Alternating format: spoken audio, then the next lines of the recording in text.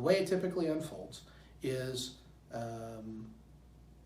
soldier, airman, Marine, whatever, returns from deployment. They left a world-class athlete type physical condition.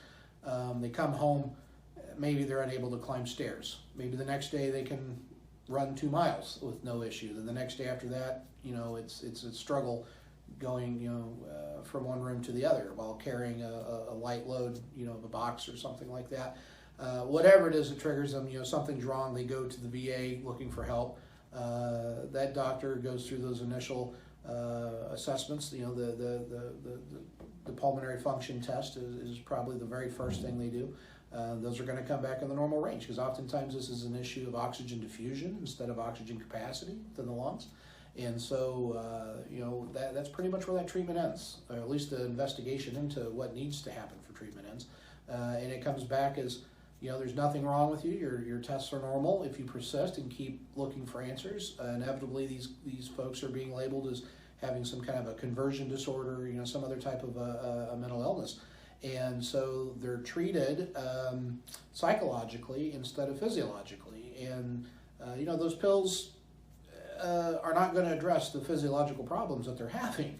And so when they go back for that second visit and say, hey, doc, these pills aren't having the effect that, I'm hoping, it seems to follow along a pattern of, before you really weren't sick, it was in your head, and you didn't really have these issues, and now you have these pills, and so what you're experiencing now is perhaps, side effects off these pills. So let's change your medication. So they change up the pills, and they go back to it, and still no impact. They still have the same issues they had when they first came in. So they go back to the doctor, and the doctor says, well, let's try changing it up again. So you get another round of pills. And when that doesn't help, and you go back for the third time, they say, okay, well, I see what's going on now. You're a pill seeker. And, on top of this, a lot of these,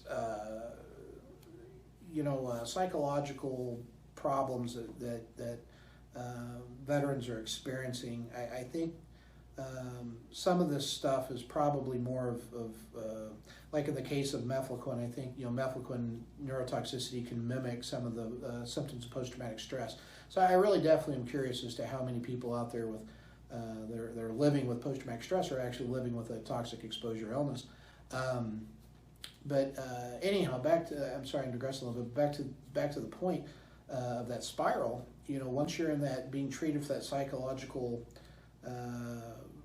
when you're in that realm of treatment, the physiological is being ignored, and you start to doubt, whether or not you actually are sick. Maybe you are crazy. Maybe it is in your head. Well, a lot of these guys have been told they have what's called a moral compass problem, where they've seen or done something that's so contrary to their sense of right and wrong that it shatters their psyche in some way, and it manifests these symptoms. So not only are they crazy, but it's their own fault. They did it to themselves because they're a bad person. And then on top of that, now they're a dirty pill seeker.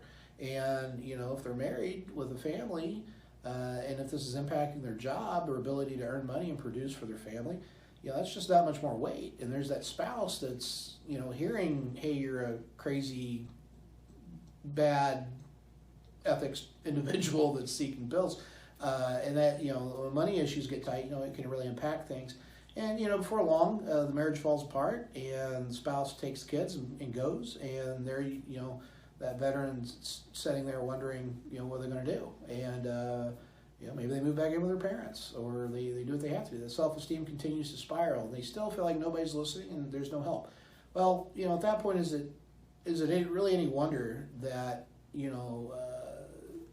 so many of them choose to end their life?